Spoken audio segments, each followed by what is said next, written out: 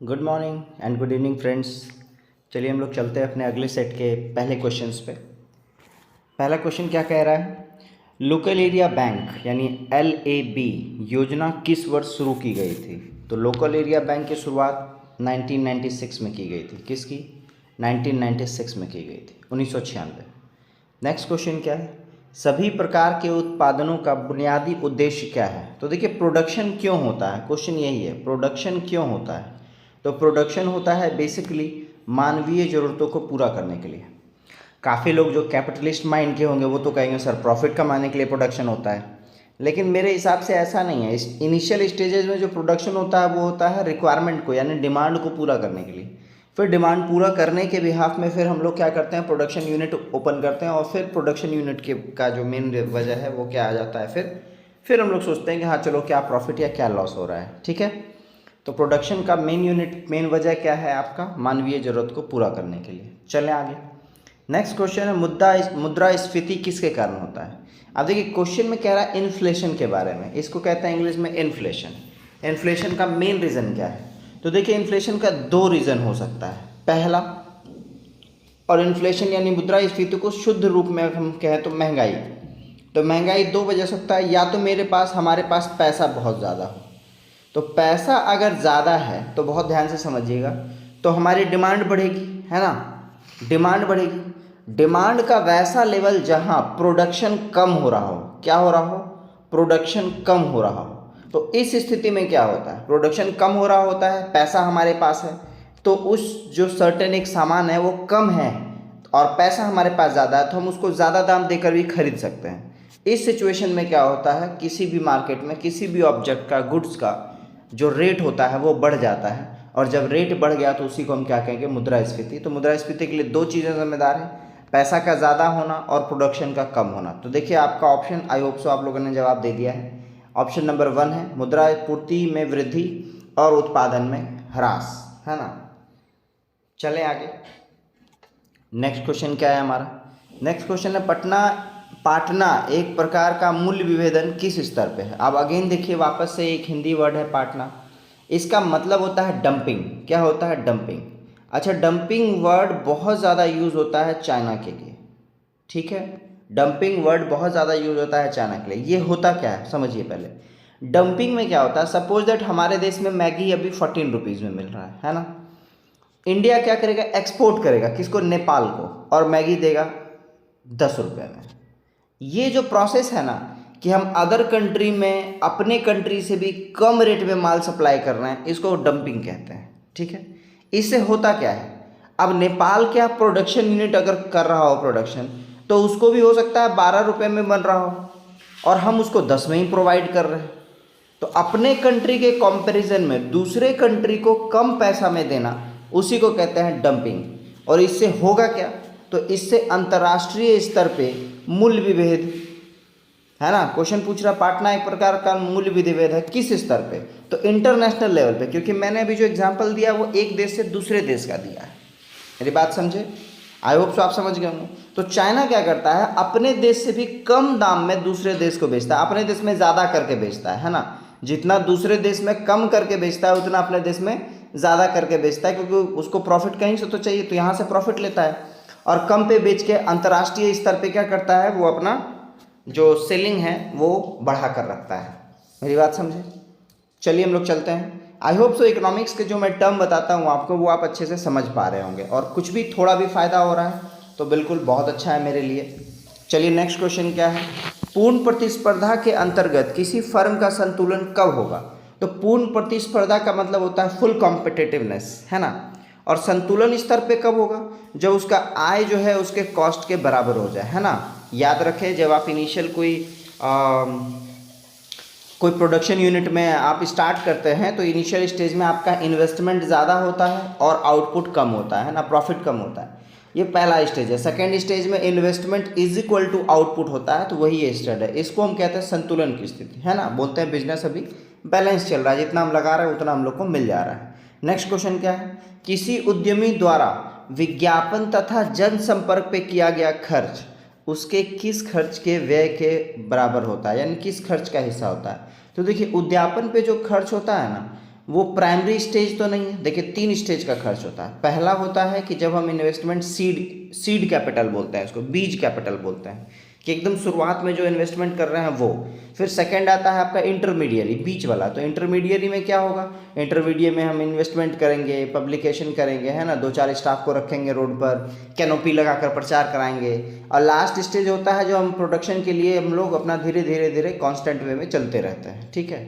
जो फाइनल आता है, तो फाइनल का मतलब क्या हो गया, जो आपके लेबर होते हैं जो सामान यहाँ से वहाँ ले जाकर फाइनल दे देते हैं किसी को। तो ये 3 तरह का इन्वेस्टमेंट होता है। तो जो विज्ञापन है वो कैसा है, मध्यवर्ती उपभोग है। कैसा है, मध्यवर्ती उपभोग है। चलें आगे, आगे कोई प्रॉब्लम नहीं, चलते हैं नेक्स्ट क्वेश्चन। निम्नलिखित में से अध्यक्षात्मक यानी राष्ट्रपति शासन वाली सरकार किस प्रकार से बनती है। तो देखिए राष्ट्रपति शासन की सरकार का जो कार्यकाल होता है वो निश्चित होता है। जैसे अमेरिका में ले लें, अमेरिका में जो प्रेसिडेंट बनते हैं वो एक सर्टेन टर्म के लिए बनते हैं, उनकी सरकार कभी नहीं गिरती। हाँ, वहाँ ये देखा गया कि पर्सनली कोई आदमी हट जाता है। जैसे सपोज अगर बराक ओबामा बने, तो बराक ओबामा जिस पार्टी के थे, अब वो पार्टी उनका कार्यकाल पूरा करेगी। हो सकता है बराक ओबामा हट जाए, है ना, कुछ उन पर एलिगेशन लग जाए, कुछ आरोप लग जाए, तो वो हटेंगे तो उन्हीं के पार्टी के लोग बनेंगे। ये एक आता है आपका, तो इसलिए याद रखिए उसका कार्यकाल निश्चित होता है। कार्यपालिका का विधानमंडल के सदस्यों के बीच कोई दोहराव नहीं। दोहराव का मतलब कोई भी उसमें संपर्क नहीं होता है। तो कार्यपालिका और विधायिका अलग अलग होती है, बिल्कुल ये सही है, ठीक है। क्या है, सही है, दोनों सही है, मतलब ऑल ऑफ दिस होगा। चलिए थर्ड ऑप्शन देख लेते हैं क्या हमारा। थर्ड ऑप्शन कह रहा है कि राष्ट्रपति का लोकमत द्वारा चुनाव होता है। ये भी बहुत इंपॉर्टेंट है राष्ट्रपति शासन में, है ना, कि लोग क्या है वोटिंग किसके लिए करते हैं, राष्ट्रपति के लिए। हम लोग यहाँ डायरेक्ट वोटिंग किसके लिए करते हैं, पीएम के लिए करते हैं। राष्ट्रपति का तो इनडायरेक्ट इलेक्शंस होता है।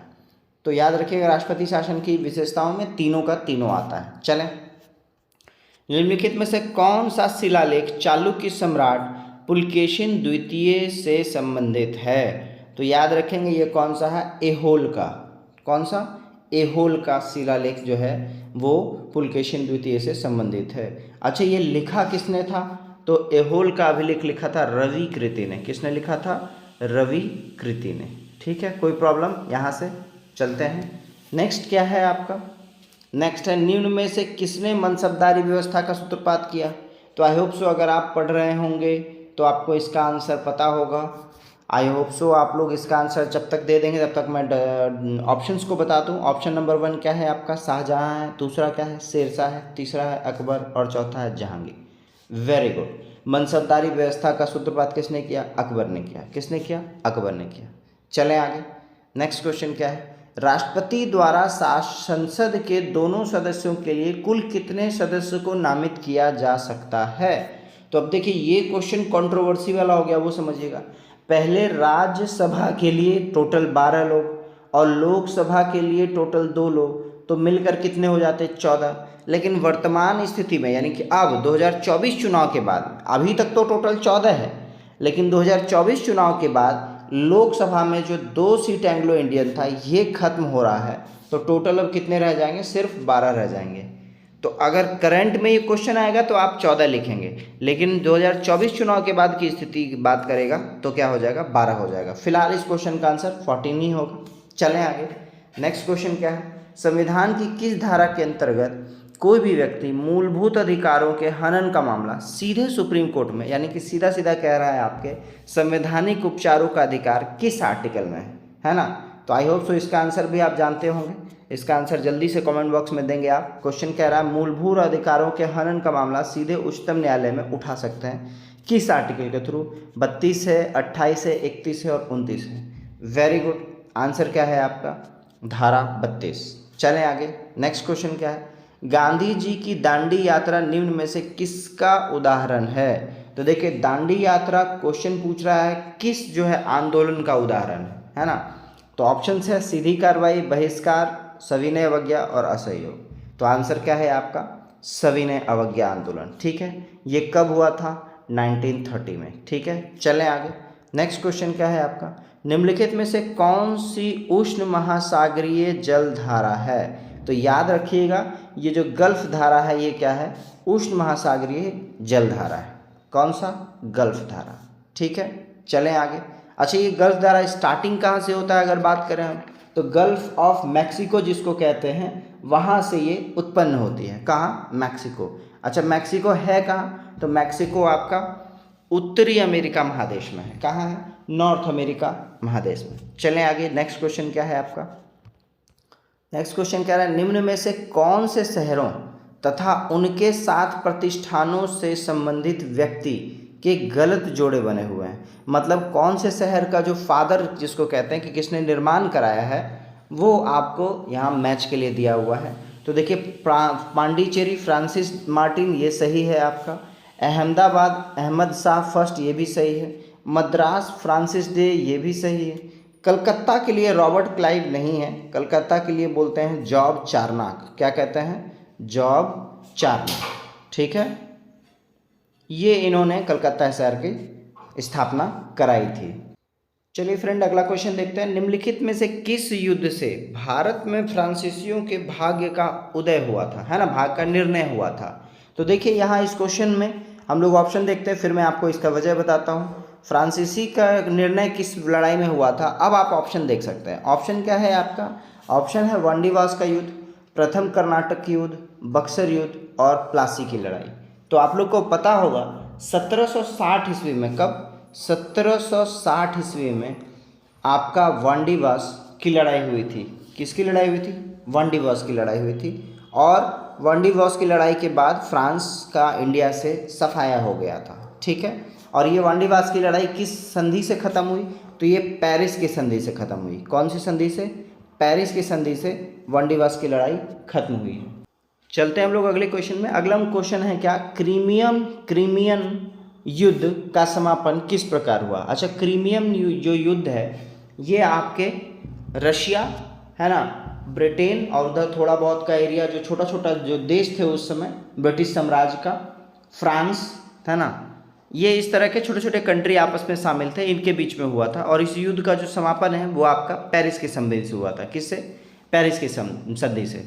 अच्छा, पेरिस का जो समझौता हुआ था, संधि का मतलब समझौता कह लीजिए आप, पेरिस का समझौता पिछले क्वेश्चन का भी आंसर था। पिछला क्वेश्चन भी फ्रांस और ब्रिटेन के बीच की लड़ाई थी।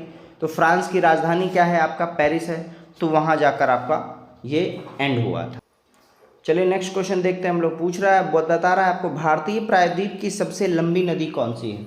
तो भारतीय प्रायद्वीप की सबसे लंबी नदी कौन सी है? गोदावरी है। कौन सी है? गोदावरी। लगभग 1450 किलोमीटर लंबी नदी है गोदावरी। अच्छा, गोदावरी को भारत की दक्षिण गंगा भी कहा जाता है ना, या वृद्ध गंगा भी कहा जाता है। क्यों? क्योंकि आपको पता होगा कि भारत की सबसे लंबी नदी कौन सी है? गंगा है। तो साउथ की सबसे लंबी नदी गोदावरी है, इसलिए इसको दक्षिण गंगा कहा जाता है। नेक्स्ट क्वेश्चन क्या है आपका? नेक्स्ट क्वेश्चन है, मोरेन कहाँ बनते हैं? अच्छा, मोरेन किसको कहते हैं? तो ग्लेशियर द्वारा, याद रखिएगा, ग्लेशियर द्वारा जो कचरा आता है आपका, उसको हम लोग कहते हैं मोरेन। ठीक है, तो मोरेन किसकी वजह से बनेगा? तो देखिए बहुत ध्यान से ऑप्शंस में, नदी के डेल्टा की वजह से, शुष्क क्षेत्र, मानसून क्षेत्र और हिमानी क्षेत्र। तो पूछ रहा है कहाँ बनेगा? तो याद रखिएगा हिमानी क्षेत्र में बनेगा। वंस मोर याद रखिएगा, मोरेन क्या होता है? तो ग्लेशियर द्वारा जो कचरा बहा कर लाया जाता है उसको मोरेन कहा जाता है। चलें नेक्स्ट क्वेश्चन है, हिमालयी पर्वत श्रृंखला किसका उदाहरण है? तो याद रखिएगा, ये जो भारत चाइना नेपाल बॉर्डर पे जो आपको हिमालय है, ये आपका फोल्ड माउंटेन है। क्या है? Fold mountain. मैं इंग्लिश इसलिए बता दे रहा हूँ ताकि अगर इंग्लिश में फोल्ड हिंदी लिखा हुआ भी आए तो आप समझ जाओ। ऐसे इसको कहते हैं आपका वलित पर्वत। क्या कहते हैं? वलित पर्वत। फोल्ड का मतलब मुड़ा हुआ, वलित का मतलब भी होता है मुड़ा हुआ। फोल्ड माउंटेन का एग्जाम्पल है हिमालय। ठीक है, ये आपस में नीचे दब के और ऐसे ऊपर खड़ा हुआ है। ठीक है, कभी ज्योग्राफी पढ़ेंगे तो आराम से समझेंगे क्या है। नेक्स्ट क्वेश्चन क्या है? निम्नलिखित रेगिस्तानों में उनके स्थानों के अनुसार सही ढंग से जोड़े बनाइए। तो देखिए बहुत ध्यान से, आपको अगर इसमें जो याद हो सिर्फ अगर उसकी बात कर लें तो थार कहाँ है? हम लोग को पता है जो आपका थार है वो कहाँ है? एशिया में है। भारत में है मतलब एशिया में है। ठीक है, और क्या है आपका? आटाकामा मरुस्थल कहाँ है? ठीक है, आटाकामा कहाँ है उसके हिसाब से बात कर लें।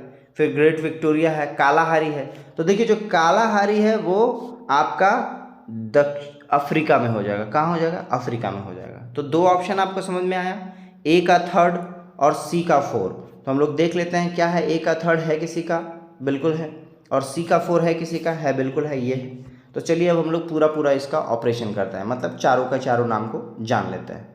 सबसे पहला आपका क्या कह रहा है, कालाहारी। तो देखिए इसके हिसाब से चलें तो ए का 3 मैंने बताया, कालाहारी कहाँ है, अफ्रीका में है, तो ए का 3 यहाँ पे है। फिर बी का 1 आटाकामा कहाँ है, दक्षिण अमेरिका में है, ये भी यहाँ है। सी क्या है, थार आपका कहाँ है, एशिया में है, तो ये आपका यहाँ है। और डी क्या है, ग्रेट विक्टोरिया कहाँ होगा, ऑस्ट्रेलिया में होगा। ग्रेट विक्टोरिया कहाँ होगा, ऑस्ट्रेलिया में होगा। तो चलिए आई होप सो इस क्वेश्चन में अब आपको कोई प्रॉब्लम नहीं होगा। देखिए जो मुझे याद था मैंने सिर्फ उसी से डिकोड किया है। चलें नेक्स्ट क्वेश्चन, संगीत नाटक अकादमी द्वारा भारतीय शास्त्रीय नृत्य के रूप में केवल सन 2000 में मान्यता प्राप्त सत्रिया नृत्य मूलतः कहाँ है। देखिए अगर आप लोग को याद है तो इसका आंसर बिना ऑप्शन देके बताइए। क्वेश्चन सीधा सीधा कह रहा है कि सत्रिया नृत्य मूलतः कहाँ का है। ठीक है, चलें ऑप्शन देख लेते हैं सत्रिया नृत्य का। आई होप सो आपका आंसर आ रहा है। ऑप्शन है आपके पास असम, कर्नाटक, त्रिपुरा और गुजरात। तो आंसर क्या होगा, असम आंसर होगा। सत्रिया नृत्य कहाँ का है, असम का है। चलें नेक्स्ट पूछ रहा है, मरणोपरांत भारत रत्न की उपाधि लाने वाला यानी पाने वाला, यहाँ पे होगा पाने वाला पहला व्यक्ति कौन है। तो याद रखिएगा वो कौन थे, LBS थे। LBS बोले तो लाल बहादुर शास्त्री। ठीक है, ये व्यक्तिगत तौर पे भारत के दूसरे प्रधानमंत्री थे। व्यक्तिगत तौर पे मतलब सेकंड पर्सन थे।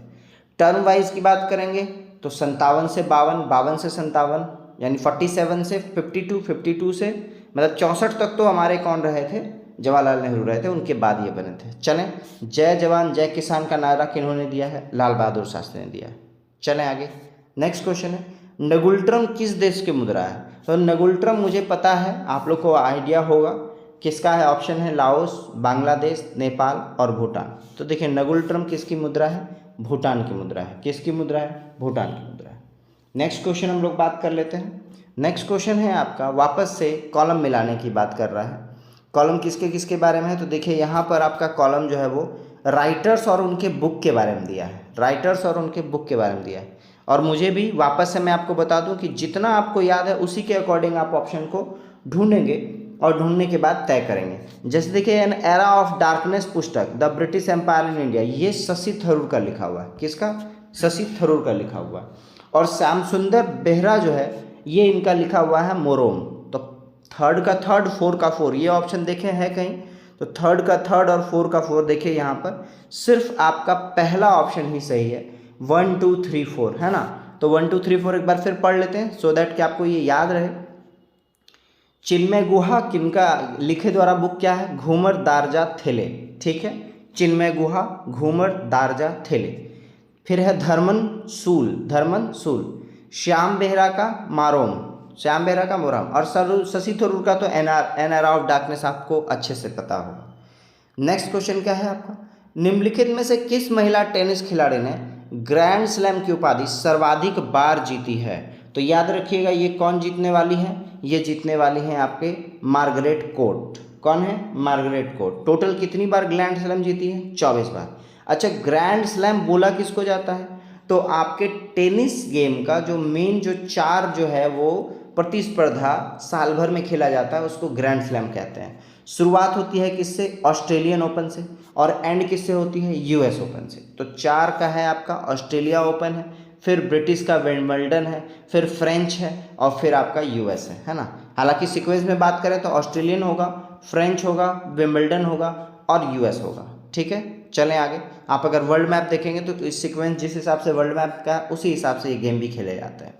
नेक्स्ट क्वेश्चन क्या है, निम्न में से किस फिल्म में प्राण ने एक खलनायक की बजाय एक चरित्र अभिनेता की भूमिका निभाई, मतलब एक पॉजिटिव कैरेक्टर निभाया है वो। जनरली प्राण जो है वो नेगेटिव कैरेक्टर निभाते हैं। तो जंजीर वो मूवी है जिसमें प्राण ने क्या है, सही कैरेक्टर मतलब जो आपका हीरो का रोल निभाया है। चलें आगे। नेक्स्ट क्वेश्चन है क्वेश्चन नंबर 27, क्या कह रहा है, क्वेश्चन नंबर 20 कह रहा है भारत में अल्पसंख्यक अधिकार दिवस कब मनाया जाता है। तो भारत में अल्पसंख्यक अधिकार दिवस 18 दिसंबर को मनाया जाता है। कब मनाया जाता है, 18 दिसंबर को। अच्छा एक क्वेश्चन दिसंबर से आता है कि ह्यूमन राइट डे हम लोग कब मनाते हैं, मानवाधिकार दिवस, तो वो मनाते हैं कब, 10 दिसंबर को। कब मनाते हैं, 10 दिसंबर को। चलें आगे। नेक्स्ट क्वेश्चन क्या है आपका, वापस से सूची 1 सूची 2 मिलाना है। तो देखिए केंद्रीय भवन निर्माण और क्या पूछ रहा है, गलत दर्शाया गया है। देखिए यहाँ पे क्या कह रहा है, गलत दर्शाया गया है। तो अब क्वेश्चन ये है आपका, केंद्रीय भवन निर्माण अनुसंधान संस्थान रुड़की में है, तो ये क्या है आपका, सही है। चलें आगे, कोई प्रॉब्लम इसमें।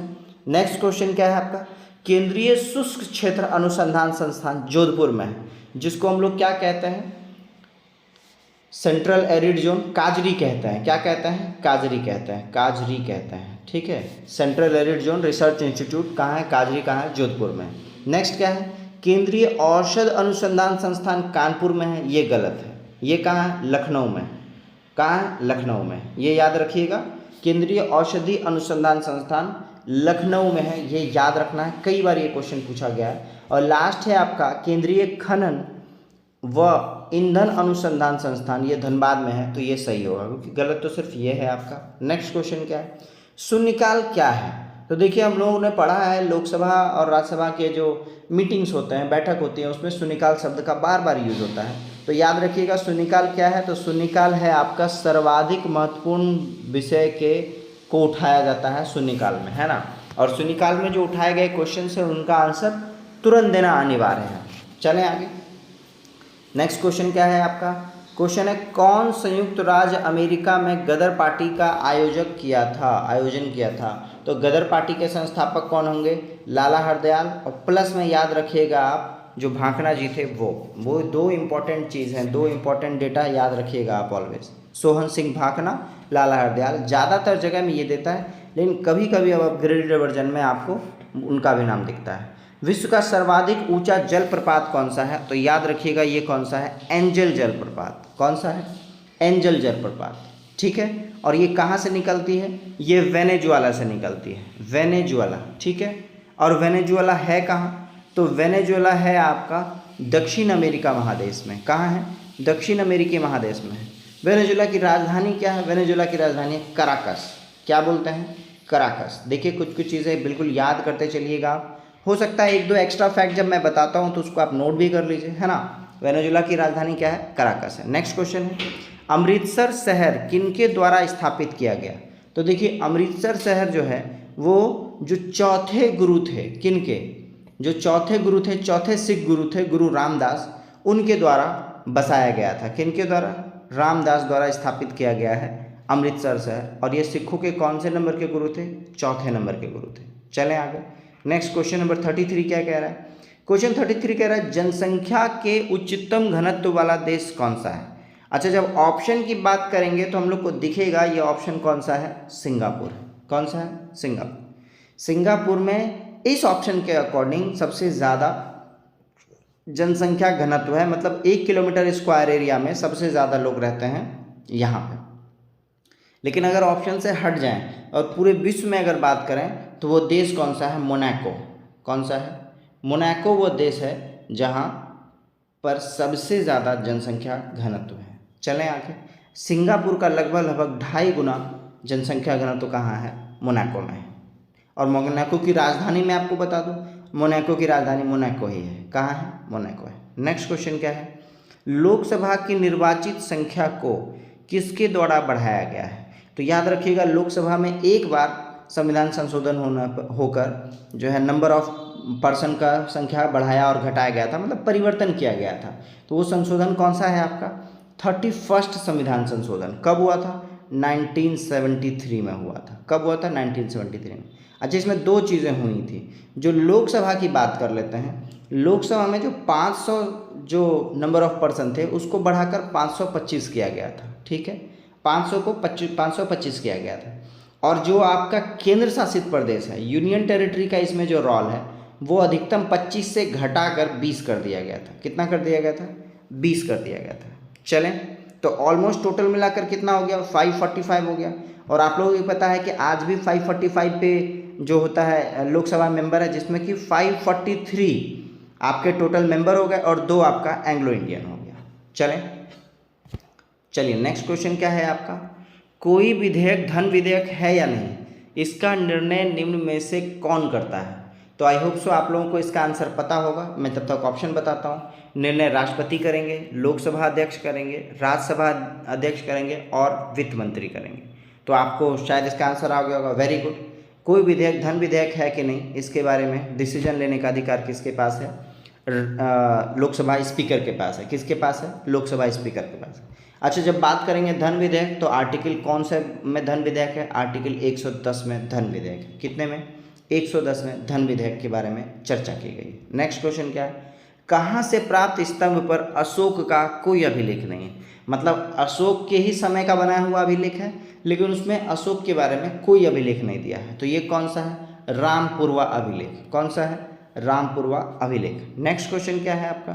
क्षुद्र ग्रह की कक्षा, क्षुद्र ग्रह कक्षा किन ग्रहों के बीच में है? मतलब क्षुद्र ग्रह बेल्ट का जो मूवमेंट का जो है आपका ऑर्बिट बना है वो किन दो के बीच में है? तो आई होप सो इसका आंसर भी आप लोग को अच्छे से आता होगा।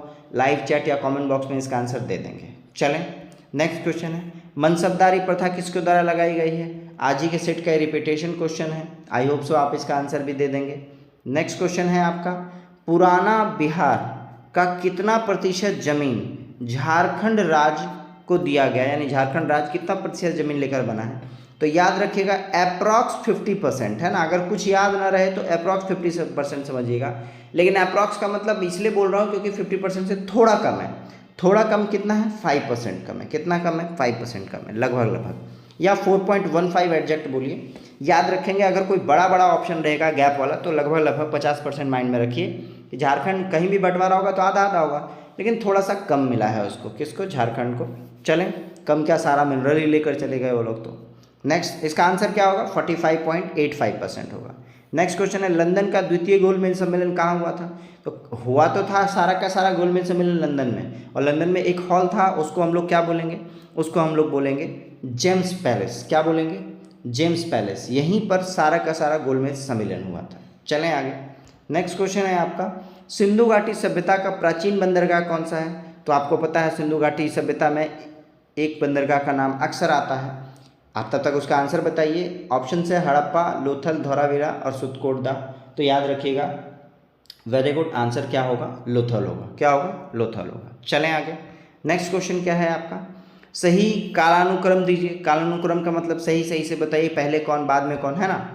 तो देखिए ऑप्शन में आपको यहाँ जो पहला सामुदायिक अवार्ड लिखा है ये थोड़ा गलत है, होगा सांप्रदायिक अवार्ड। क्या होगा? सांप्रदायिक अवार्ड। फिर आया सामन कमीशन। तो याद रखिए सामन कमीशन सबसे पहले आया, सबसे पहले का मतलब 1928 में, ठीक है। फिर क्या है? प्रथम गोलमेज सम्मेलन, गांधी इरविन समझौता और सांप्रदायिक अवार्ड। तो इसके बाद हुआ क्या? इसके बाद आपका हुआ प्रथम गोलमेज सम्मेलन। कब? 1930 में, ठीक है। इसके बाद क्या हुआ? इसके बाद आपका हो गया कि सेकंड गोलमेज सम्मेलन से पहले गांधी इरविन समझौता हुआ है, तो यानी कि डी होगा। तो BCD कहाँ है? 4th नंबर में। BCD कहाँ है? 4th नंबर में।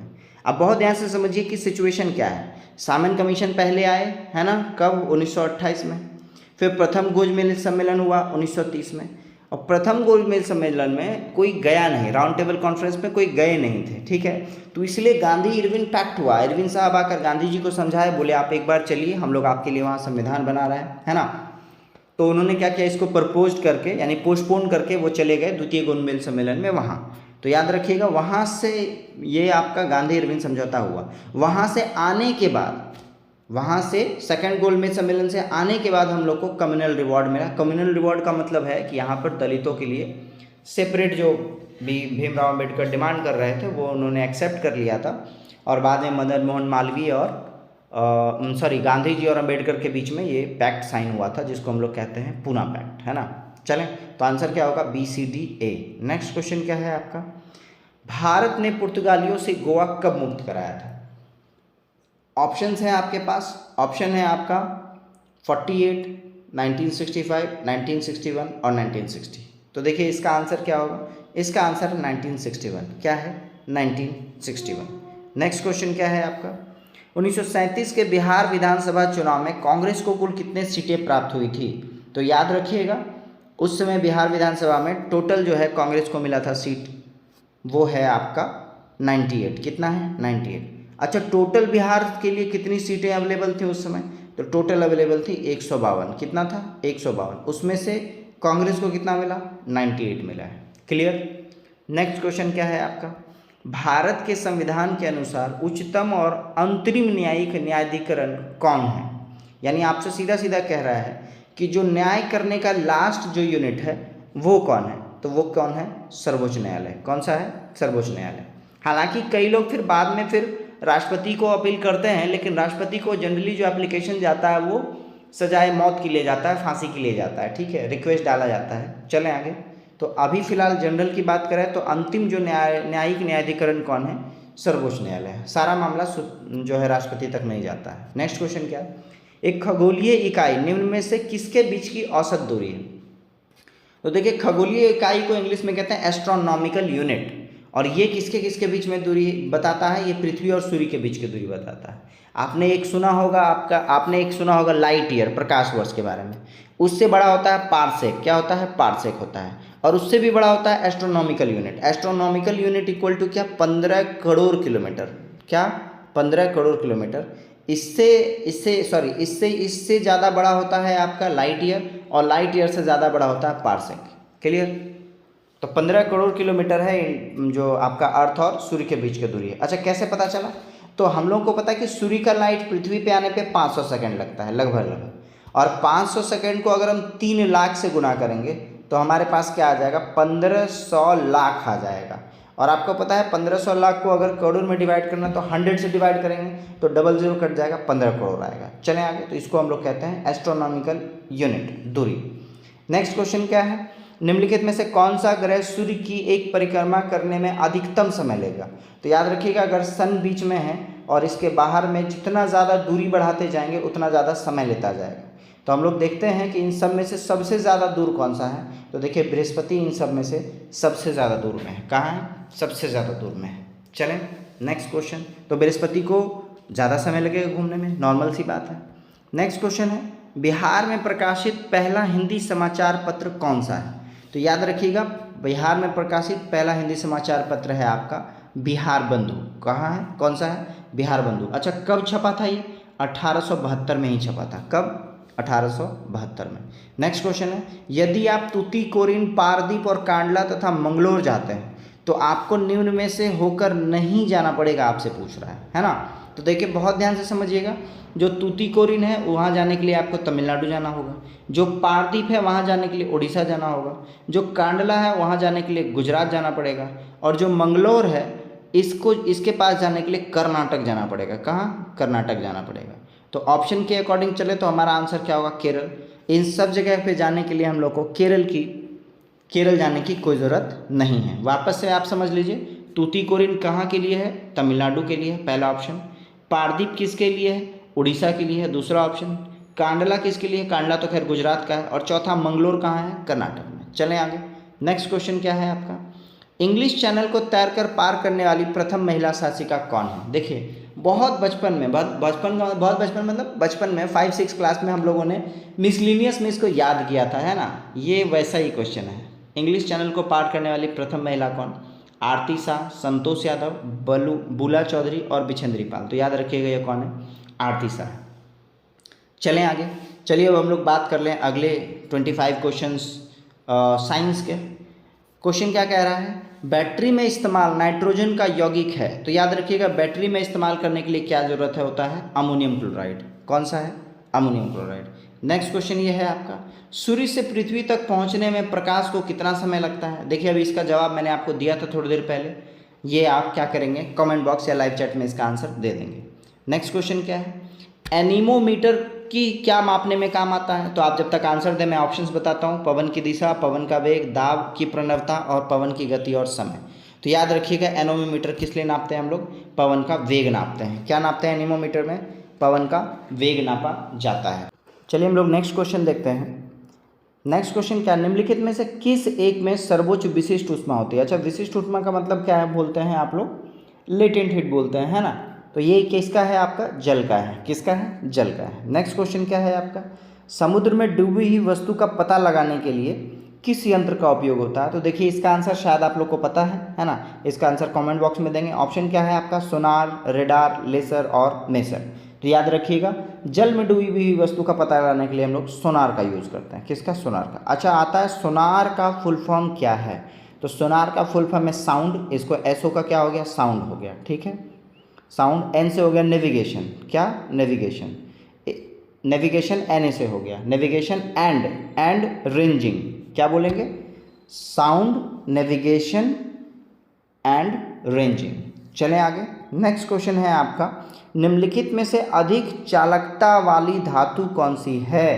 तो जल्दी से फटाफट इसका आंसर दे दीजिए। तांबा, चांदी, एल्युमिनियम और सीसा। याद रखिएगा, जो भी लोग इसको बाद में देख ले रहे हैं, क्योंकि ये सुबह 8 o'clock आपका आ जाता है, 8 AM में वीडियो, साथ साथ देखिए और लाइव चैट में अगर आंसर देंगे तो बहुत अच्छा लगेगा, आपको भी लगेगा आप कुछ सीख रहे हैं। और बाद में रिकॉर्डेड वर्जन देखने के बाद आपका आउटपुट समझ में नहीं आएगा। तो जो भी आंसर है वो आप क्या करें, लाइव चैट में आके सुबह सुबह दें। तो चलिए, आई होप सो इसका पता होगा आपको। इसमें से सबसे ज़्यादा चालकता किसकी है? चांदी की। लेकिन अगर ऑप्शन में गोल्ड रहता है ना, सोना रहता, तो याद रखिएगा सबसे ज़्यादा चालकता किसकी होगी? फिर सोना की होगी, गोल्ड की होगी। नेक्स्ट क्वेश्चन है, न्यूक्लियर रिएक्टर में भारी पानी का क्या काम है? तो याद रखिएगा, न्यूक्लियर रिएक्टर में भारी पानी का काम, भारी पानी किसको बोले? ड्यूटेरियम ऑक्साइड को बोले, D2O को बोले। इसका क्या काम है? तो इसका काम है आपका नियामक का। क्या? नियामक का। नियामक का मतलब एक तरह से रोटेट करना, मंदन करना, थोड़ा सा स्लो कर देना, अपने हिसाब से रेगुलेट करना, है ना। तो ये आपका भारी पानी का काम है न्यूक्लियर रिएक्टर में। नेक्स्ट है, निम्न में से कौन सा एक कीटहारी वनस्पति है? तो कीटहारी का मतलब जो कीट खाता हो, वो आपको बोल रहा है। तो कीटहारी कौन कह रहा है? तो पहला ही ऑप्शन आपका आंसर होगा यूट्रिकुलेरिया। क्या है? यूट्रिकुलेरिया एक आपका कीटहारी वनस्पति है। क्वेश्चन नंबर 59 देख लेते हैं हम लोग। क्वेश्चन नंबर 59 क्या कह रहा है? कौन से पादप के लेटेक्स, लेटेक्स का मतलब याद रखिएगा, जो आपका पेड़ होता है उसका ये बाहर वाला पार्ट से जो निकलता है उसको हम लोग लेटेक्स कहते हैं, वाणिज्यिक रूप में प्रयोग होता है। तो ये कौन सा है? ऑप्शन देख लीजिए, पपीता, ये रबड़ और बरगद का पेड़। तो आंसर होगा रबड़ का। रबड़ कैसे प्राप्त होता है? तो याद रखिएगा, पेड़ के साइड में ऐसे होल करके फिर निकाला जाता है, उसके तने से निकाला जाता है। तो यहाँ पे इसलिए लेटेक्स कहा गया उसको। तो वहाँ आपको तने से निकालकर रबड़ प्राप्त होती है। तो ये रबड़ पादप का जो भी है वो वाणिज्यिक उपयोग हम लोग लेटेक्स के रूप में करते हैं। नेक्स्ट क्वेश्चन क्या है? लोहे को जंग से सुरक्षित रखने के लिए किस विधि का प्रयोग किया जाता है? तो देखिए, आप लोग को पता होगा कि लोहे से जंग से सुरक्षा करने के लिए क्या करते हैं हम लोग, उसको हम लोग कहते हैं जिंक का बेसिकली लेप चढ़ाया जाता है। किसका? जिंक का। ठीक है। और उसको क्या कहते हैं हम लोग? उसको कहते हैं यशद लेपन। क्या कहते हैं? यशद लेपन कहते हैं, जिसमें जिंक के परत का लेप चढ़ाया जाता है।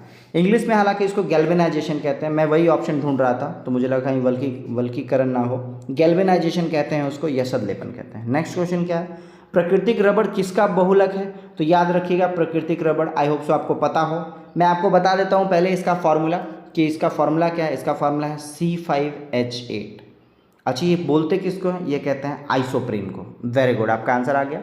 61 का जो रबड़ का बहुलक है वो क्या है? आइसोप्रीन है। और फॉर्मूला क्या है? C5H8। अच्छा, C5H8 देख के मुझे ऐसा लगता है कि इसको हम लोग पेंटाइन भी कह सकते हैं। क्या कहते हैं?